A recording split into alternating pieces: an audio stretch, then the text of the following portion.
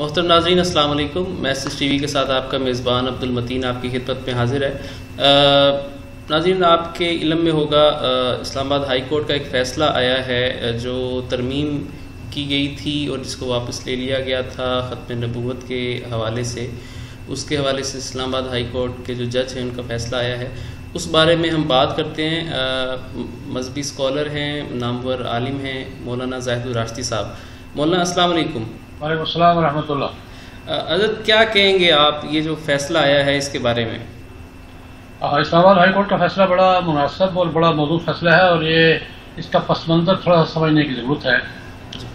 سن 74 میں ہم نے پارلیمنٹ نے متفقہ طور پر قادیانیوں کو غیر مسلم اقلیت قرار دے کر اس مسئلے کا حل دیا تھا، جسے قادیانیوں نے قبول کرنے سے انکار کر دیا تھا، اور ہمارے بہت سے ادارے قادیانیوں کو مسلسل سپورٹ کر رہے ہیں۔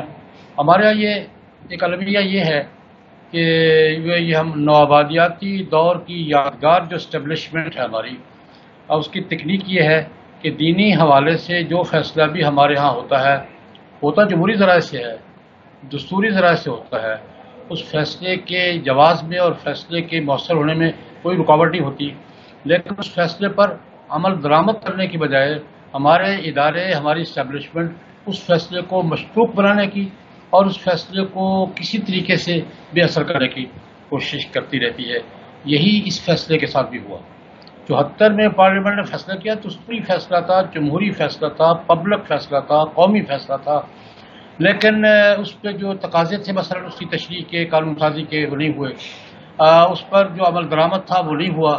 اس کا جو انکار کیا گیا، اس انکار کا آج تک نوٹس نہیں لیا گیا۔ دستور کی کسی حصے سے ملک کا کوئی طبقہ انکار کرے تو یہ دستوری ریٹ کو چیلنج ہوتا ہے، اور ہم ریٹ کا چیلنج کو برداشت نہیں کرتے، لیکن یہ دستوری ریٹ کی یہ چیلنج ہمارے اداروں نے، اسٹیبلشمنٹ نے سن 74 کے بعد سے مسلسل برداشت کی ہوئی ہے۔ اسی سن 84 کے آرڈیننس کی ضرورت اسی لیے پیش آئی تھی کہ اس کے جو عملی تقاضے تھے وہ نہیں نارمل پروسیس سے نہیں ہو رہے تھے۔ نارمل پروسیس سے دستور کی دفعات پر جو عمل ہونا چاہیے تھا وہ نہیں ہو رہا تھا، تو سن 84 کا آرڈیننس ہے۔ اس کے بعد پھر مسلسل اس کو کچا کرنے کی، اس کو مشکوک بنانے کی، اس کے خلاف لابنگ کی، اس کو بے اثر کرنے کی مختلف 20 حوالے دیے جا سکتے ہیں، کوششیں ہوتی رہی۔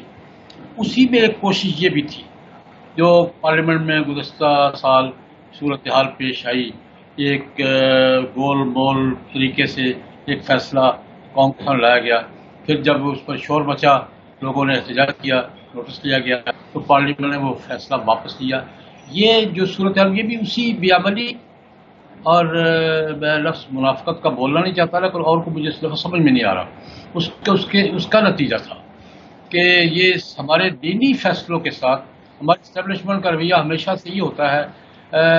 سود کا مسئلہ لے لیں، حدود آرڈیننس کا مسئلہ لے لیں، قرارداد مقاصد لے لیں، قرآن و سنت کی بالادستی لے لیں، یہ بھی اس کا اسلام و رسالت کا مسئلہ لے لیں، تحفظ ختم لے لیں۔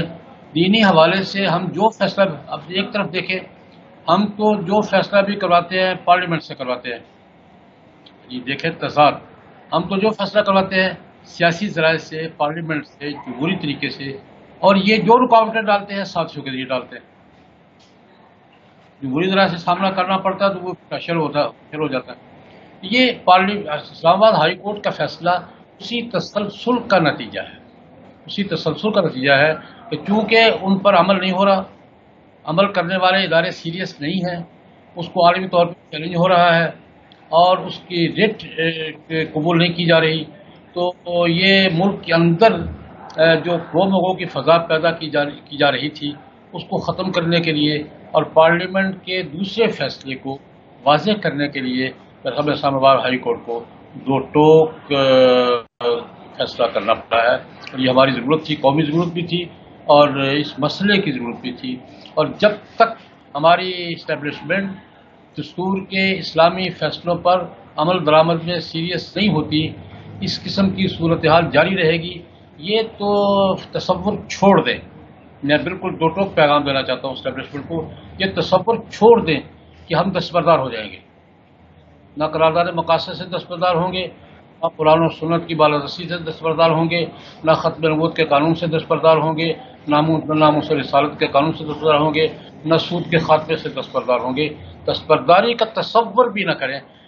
آپ دستور پر عمل درآمد کا راستہ ہموار کریں، ہم آپ کے ساتھ ہیں، لیکن آپ دستور کے تقاضوں پر عمل نہیں کریں گے. میں ریاستی اداروں کو بلا استثناء کہہ رہا ہوں، آپ دستور کے تقاضوں سے انحراف کریں گے تو یہ بات چلتی رہے گی. پھر کسی جگہ شدت پسندی ہوگی، کسی جگہ کچھ ہوگا، کسی جگہ کچھ ہوگا، اور یہ آپ کے طرز عمل کا ریئیکشن ہوگا. میں اسلام آباد ہائی کورٹ کے فیصلے کو وقت کی ضرورت، قوم کی ضرورت، مسئلے کی ضرورت، دین کی ضرورت سمجھتے ہوئے یہ مقدم کرتا ہوں، اور جسٹس صدیقی صاحب کو مبارکباد دیتا ہوں کہ انہوں نے اور بہت سے فیصلوں کی طرح دستور کے نظریاتی اہداف کو واضح کرنے.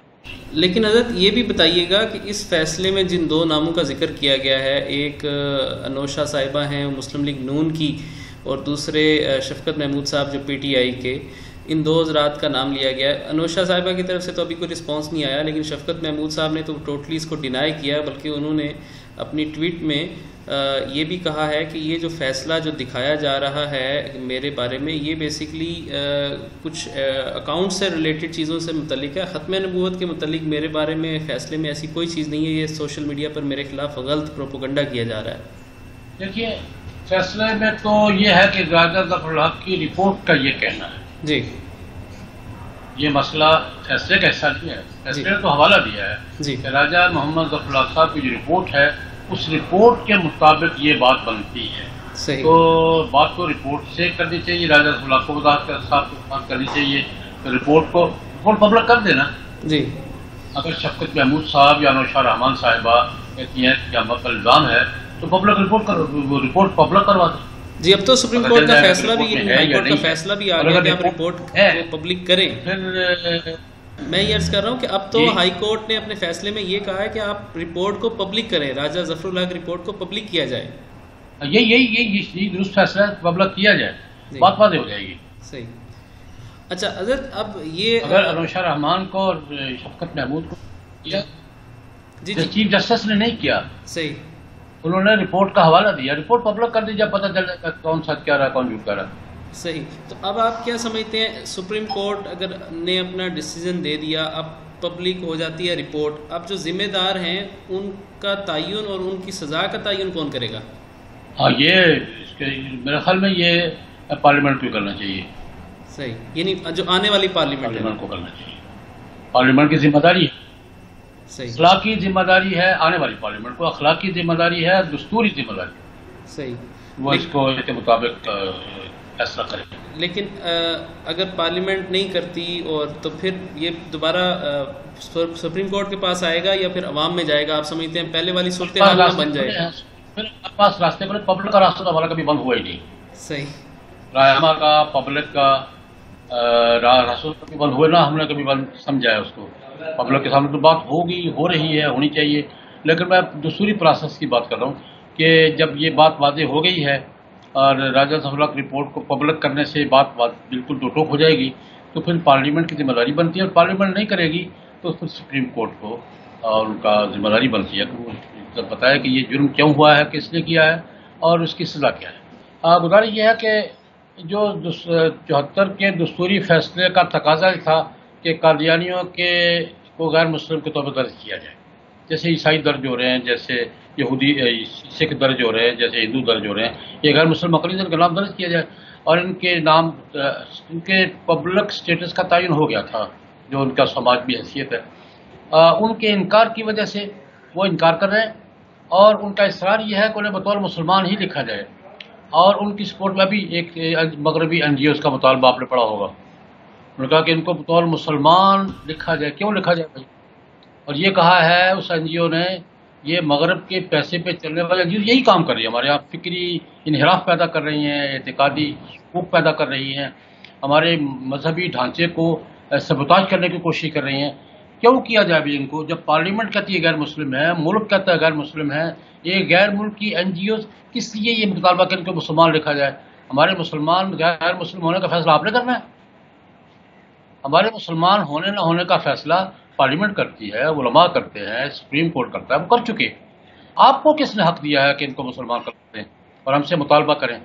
یہ دیکھیں کہ یہ جان بوجھ کر مگر عالمی ادارے، میں عالمی اداروں کی اقوام متحدہ کر رہی ہے، یورپی یونین کر رہی ہے، ایمنسٹی انٹرنیشنل کر رہی ہے، یہ سینکڑوں این جی اوز کر رہی ہے، ہمارے فیصلوں کو مشکوک بنانے کی کوشش کر رہی ہیں، اور یہ ان کو مسلمان شمار کروانا چاہتی ہیں جو نہیں ہوں گے۔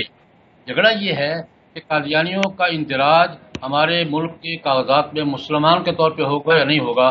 پارلیمنٹ سے جو گول مول ایک فیصلہ کروا لیا گیا تھا، اس میں گنجائش پیدا کر دی گئی تھی کہ قادیانی اپنے ووٹ درج کروائیں، بطور مسلمان کے درجات درج کروا سکتے تھے۔ اس کا نوٹس لیا گیا اور اس کو ختم کیا گیا۔ یوں ہی پارلیمنٹ کے ارکان کو سمجھ آئی کہ ہم سے کیا فیصلہ لیا گیا ہے، انہوں نے فیصلہ واپس لے لیا۔ پارلیمنٹ کے ارکان سے دھوکے سے فیصلہ لیا گیا تھا، یوں ہی پر بات واضح، انہوں نے اپنے فیصلہ واپس لے لیا کہ نہیں بھائی نہیں، ہم اپنے 74 کے فیصلے پر قائم ہیں۔